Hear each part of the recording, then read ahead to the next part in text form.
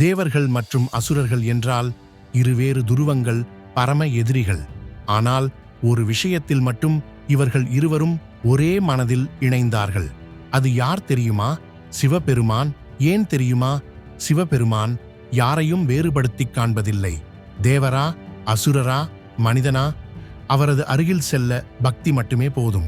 அசுரன் ஒரு பக்தனாக தன் மனதை முழுமையாக சிவனிடம் அர்ப்பணித்தால் அவரும் சிவபெருமானின் அருளை பெறுவார். அதற்கு மிகச்சிறந்த உதாரணம் சிவபக்தன் ராவணன். அசுரர்களின் தலைவனான ராவணன் ஒரு மிகச்சிறந்த சிவபக்தன். அதே நேரத்தில் தேவர்கள் எப்போதும் சிவபெருமானை வணங்குவது ஏனென்றால் அழிக்கவும் காக்கவும் அவரிடம்தான் சக்தி இருக்கிறது என்பதற்காக. அவர்தான் பசுபதி, எல்லா ஜீவராசிகளுக்கும் அதிபதி.